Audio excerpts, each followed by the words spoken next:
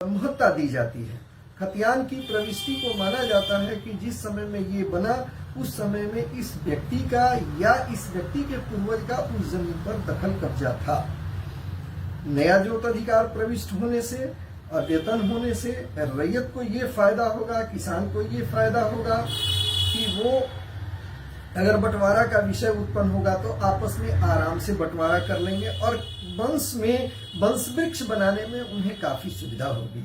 ऐसे ही अगर कैडेस्ट्रल सर्वे के प्रविष्टि के आधार पर किसी रैयत को, किसी काश्तकार को अगर वंशावली बनानी पड़ती है तो उसमें कई पीढ़ियों का नाम दर्ज करना पड़ता है।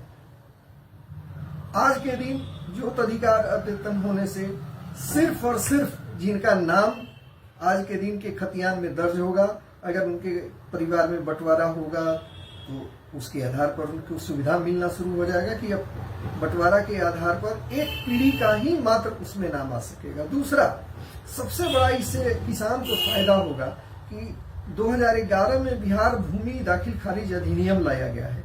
उस बिहार भूमि दाखिल खारिज अधिनियम में सभी रैयतों को, सभी काश्तकारों को अधिधारी खाता पंजी देने का प्रावधान किया गया है।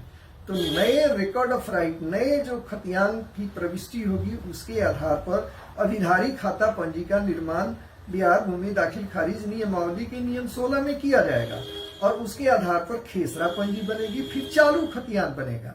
अगर किसी कारणवश रैयत अपने उस जमीन को पूरी की पूरी जमीन को बेच देते हैं तो जो नए रैयत होंगे उनके नाम की प्रविष्टि चालू खतियान में हो जाएगी और अभिधारी खाता पंजी उन्हीं के नाम से बन जाएगा। फल क्या होगा कि जोत अधिकार हमेशा भूमि में अद्यतन होते जाएंगे।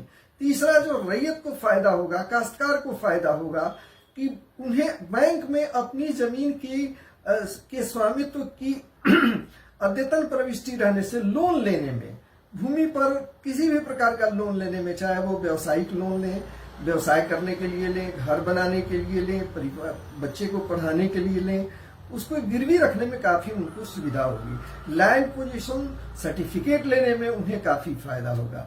पांचवा फायदा होगा कि बिहार में आज के दिन में बहुत सारी ऐसी योजनाएं चल रही हैं जिसमें भू अर्जन की कार्रवाई की आवश्यकता होगी, यानी भू अर्जन के द्वारा रहती जमीन का अर्जन किया जाता है।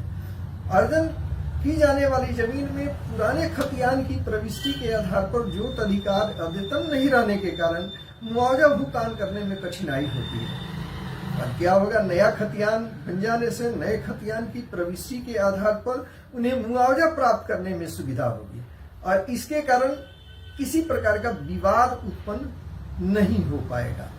पांचवा उन्हें जो फायदा होगा, जो सबसे महत्वपूर्ण फायदा है, वो फायदा है अधिधारी खाता पंजी प्राप्त करने का, यानी खतियान की प्रविष्टि के आधार पर चालू खतियान बनेगा और उसके आधार पर अधिधारी खाता पंजी उनको दी जाएगी राज्य सरकार की ओर से, अंचल अधिकारी की ओर से, और उस खाता पंजी से अद्यतन हमेशा उनके पास एक्ट विथ रूल्स तैयार किया हुआ एक प्रमाणित दस्तावेज होगा। जैसे बैंक का पासबुक होता है और बैंक के पासबुक के आधार पर कोई भी व्यक्ति ये जान सकता है कि उसके खाते में कितना पैसा है, कब कितना निकासी हुई है, कितना उसमें ऐड हुआ है, इन सारी चीजों की जानकारी एक पासबुक से मिल जाता है। उसी तरह का अधिधारी खाता पंजी रैयत को मिलने के बाद उसके पास अद्यतन हर चीज रहेगा।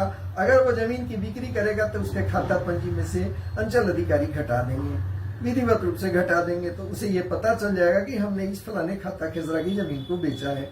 अगर वो नया जमीन क्रय करेगा, जमीन क्रय करने के बाद उसमें वृद्धि होगी तो उसको वो जोड़ देंगे, दाखिल खारिज की कार्रवाई के द्वारा जोड़ देंगे। फल क्या होगा कि उनकी जमाबंदी पंजी भी अद्यतन हो जाएगी और उनके खाता पंजी में प्रविष्टि हो जाएगी, यानी उनका पासबुक भी अपडेट होते रहेगा।